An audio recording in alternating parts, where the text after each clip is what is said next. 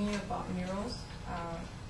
There are many different types of murals. You can go from graffiti to the type of murals that you'll see like in LA. You can, but I'm gonna focus more on the murals that Diego Rivera painted. I don't know if any of you have heard about him, but he's a very famous Mexican painter, one of my personal favorites. And it all started when he was about 3 years old. He actually had a twin brother, but he passed away. And there's a story that his mom would always tell him about how ever since he was a little kid, he would always like to draw. And it started when his mother was cooking, and he grabbed a piece of chalk, of coal, and he just started writing all over the walls. Just classic things that we do when we're small. But he had passion for art ever since he was 3 years old. And when the whole mural movement started was in the late 1920s in Mexico. Him and two other artists were the ones that created this. It was more of a revolution movement more than anything. And he thought to himself, and not everybody can buy an expensive painting or even have the utensils to paint this, to have a beautiful painting in their home. So he thought to himself, why not paint on a wall where everybody can pass through on their everyday lives and just view this painting just for a moment, and it can actually change their lives. So him and the three down this, which means the three great ones, started this movement. But Diego Rivera had a special technique. He would paint stories and just about what was going on with his people, especially women. There was a couple paintings where he would show the pictures of women carrying vegetables on their back, and just showing how hardworking the women were and what they had to go through. He would show men working in the fields. He actually showed what was going on with war and what the government was doing with his people. He got so big that he came to the United States, and the Rockefellers asked him to paint something for them on their building. And he did, but unfortunately they asked him to take it off because it was too political. And it just showed how during that time here in the United States it was showing about wartime and how women were being treated unfairly, which he didn't believe in that. And it was showing a couple of other things I couldn't really see because that picture was taken off. But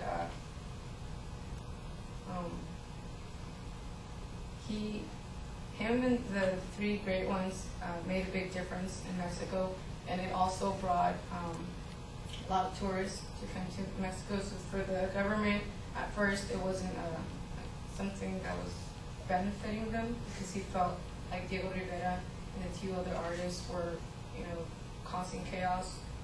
But after that, they allowed him to continue painting without taking the paintings off, because it brought in money and people were coming to see it. Also, another thing about murals is that they're most seen right now, and for example in California, there's a lot in Chicago and in New York. There's different types. In New York, there's more of the graffiti, urban, there's a lot of young artists that are painting over there. And then in Chicago, it's about the same thing. In Mexico City, though, you find the most artistic ones. They tell stories compared to just writing. And in LA, you see a lot of them, like when you're going to school. I used to live over there. I used to pass by them all the time, whether they're on businesses or different buildings.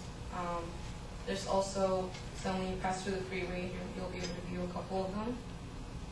And the best ones that you can find, though, or the best ones are in Germany and Mexico City. And just a little history about Diego Rivera's artwork.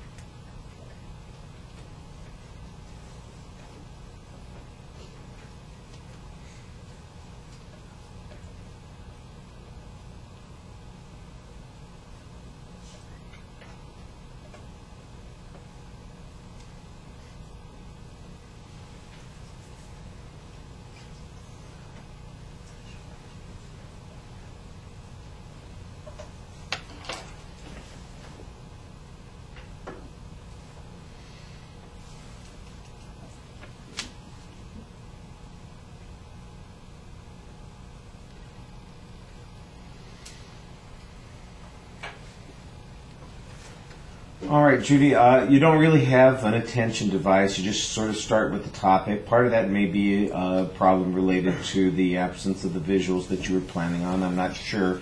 The subject's reasonably well stated, but there's not really a preview of what the structure is. And then it got a little confusing because it sounds like at one point that the speech is primarily going to focus on Diego Rivera, and then it shifts toward the end toward muraling in general, and a little bit of information comes up there, but it's not really very well developed, and I wasn't sure that it really fit in with the things that you were talking about Rivera.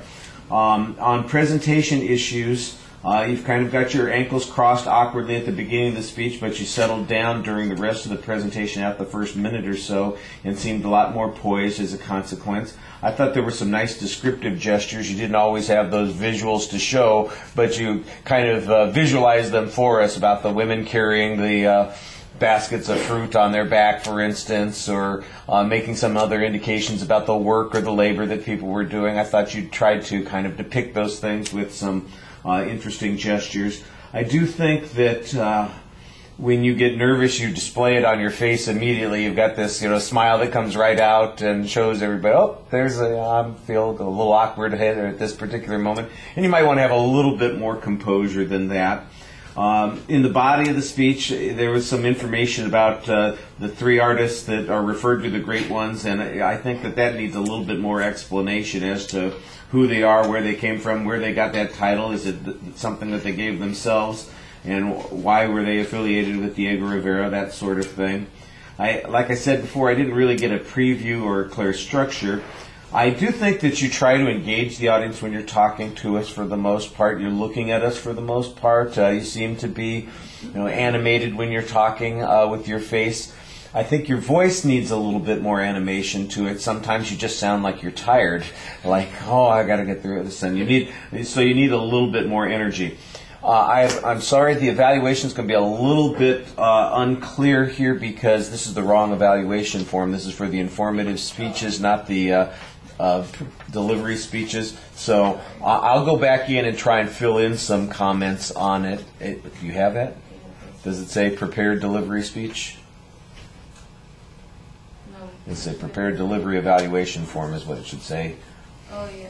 No, I have the improv one, but that's not what else. Yeah, no, it's the other one. No, sorry. Okay, well, that's okay. Like I said, I'll try and fill in some comments. Mostly what I said was here, and so it'll just not come out as clear as I would hope because I don't have that right with me. This is the image. I'm sorry. I was going to go with. Okay.